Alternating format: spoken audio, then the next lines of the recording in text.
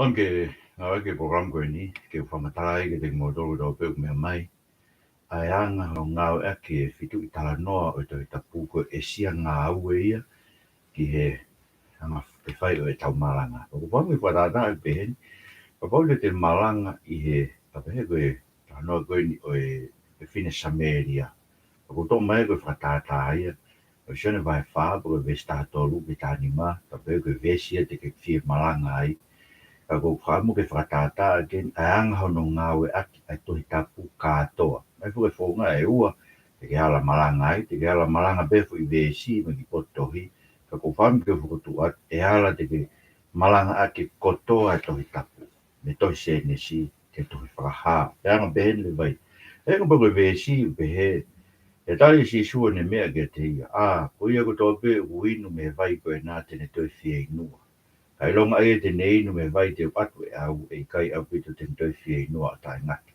Me vai te watu ke te e au tene tupu i lotu i te wataha ku ia ku me ta vai ma punu puna hake o iku ke mo ui tai ngata.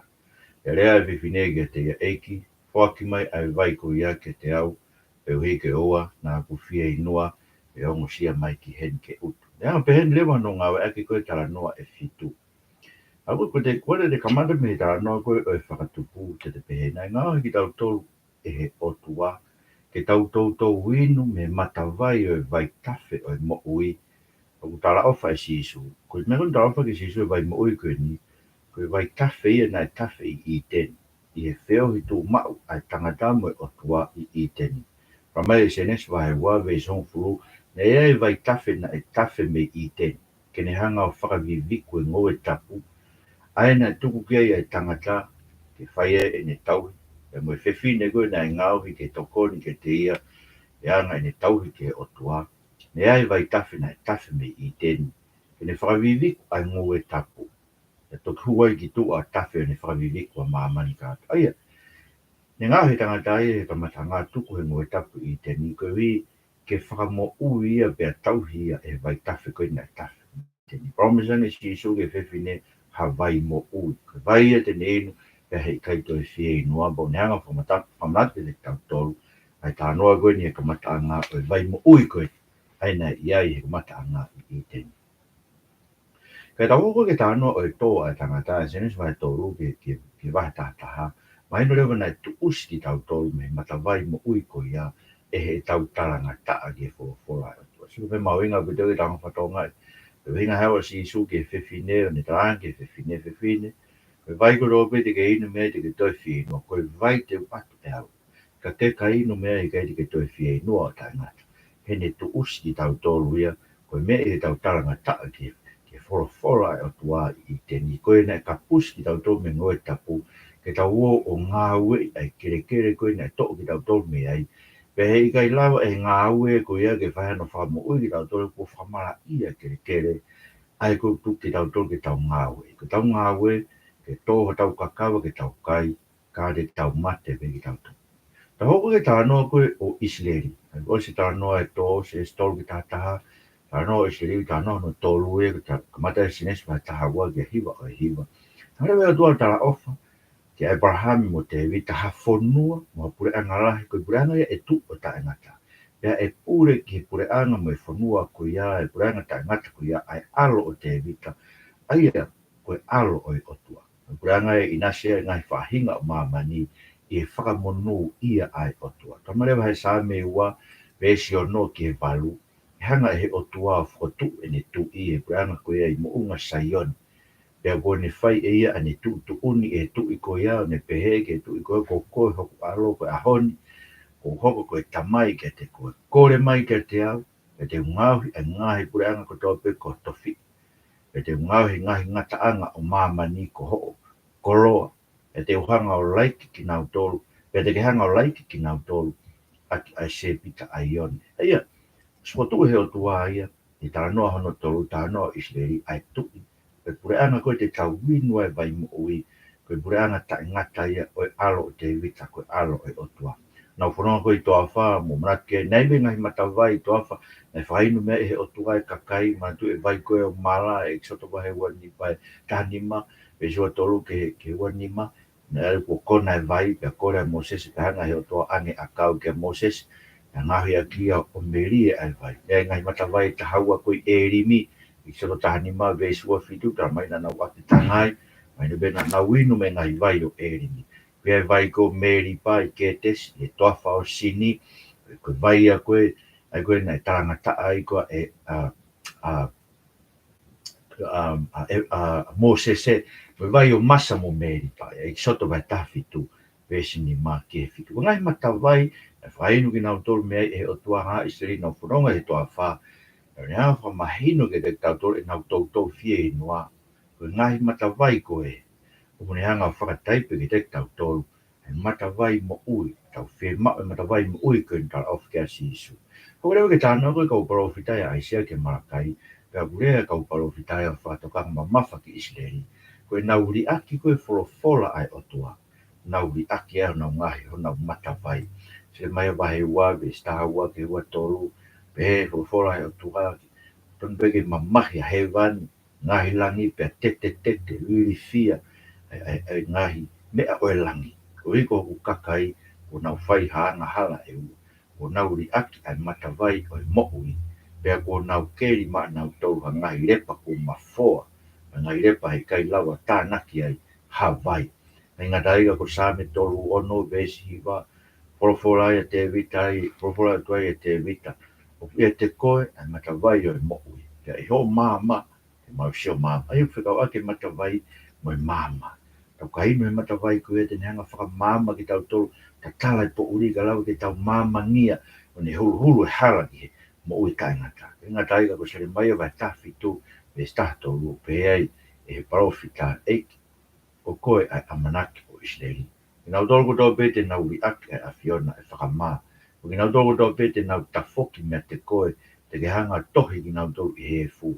E ko nau uri aki ai afiona koe mata vai koe vai mo. E ure ka o profita o sio amanaki e ai mata vai mo ui. Mata vai a Israeli ka kuri aki ai Israeli.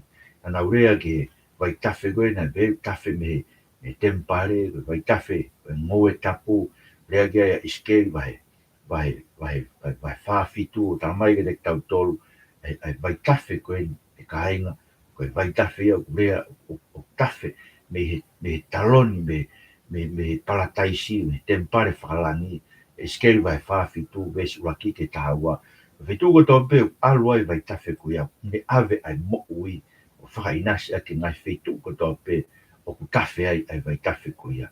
Rai ngata i tau naurea i kuonga o kaupalo fita ki he amanaki koe mo ki amanaki ai sea vai nima balu e stata ha.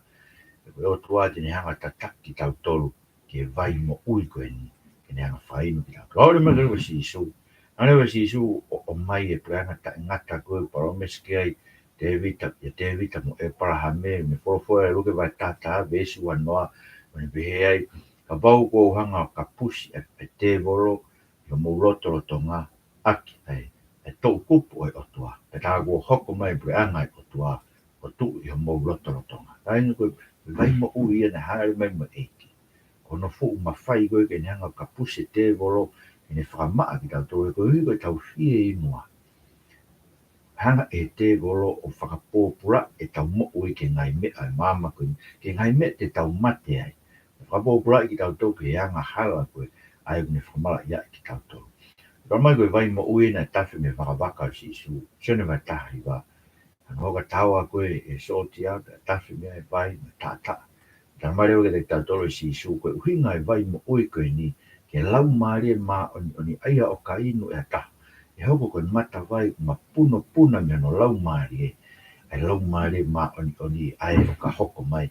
I ana whakalani langi o si isu Christ. Paolo ke tāno koe kua whakamui. Haere ake si isu ni ringi mai lau maari e ko ia. Pene omi tamai he rea koe pita koe ni tānoa e ngawe vai tataha. Vestani ma ke tāwaru. Hau lau maari maa ni oni koe whakainu ki tau tolu. Pene omi e loto whakatomala. Ke te tau tolu ki tau moe. Kaina koe whakatomala koe kua ngawe a au. Koe mea ko mai he lau maari maa ni e matawai mo ui koe ni koe inga ke ai e ko si isu Christ. E talarewa he apostolo ke te tau tau kai te ton ke tau kona i e waine. He kuia he whakalusa ia.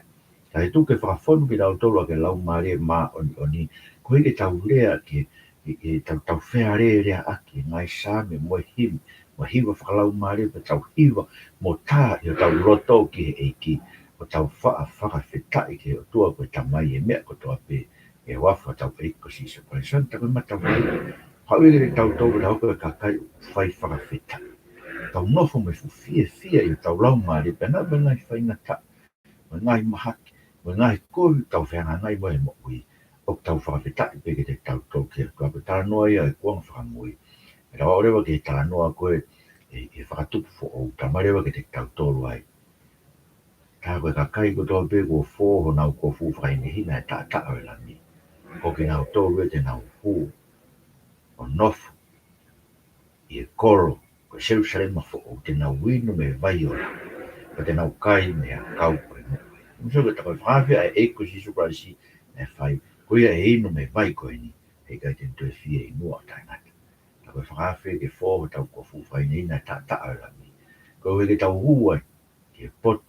Māroro koe tarawha mai ki. Ka winu he vai tawhi mo ui. Ka kai mea kau koe mo ui. Ka ngai no ngāu e aki. Ai Talanoa e fitu e tohita Talanoa rahi e fitu e Tohitapu ia o Malanga. Ai ko Talanoa e whakatupu. Mahina ke te tau tolu ai. E ai vai tawhi i te. Ko Talanoa e tō. Tamai ke te tau tolu ai. E more o vai tawhi koe me te tau tolu. Pea tuski tau tolu me. Talanoa o Isleri. Ngai mata vai koe na winu ai e na whronga e toa wha. Whakataipe o e vai mo ui kau whi mau. E tawhi me e eiko si sukrai. Talanoa e kau parofita. Para mai ke te tau tole kau parofita. Tau ri aki mata vai o mo ui. Tau ri aki a e eiko si sukrai si tau ri aki ene wholawhala. Hoko mai a si sukrai si te tau tolu. Tā koe vai no tā ana e tawhi me no waka waka.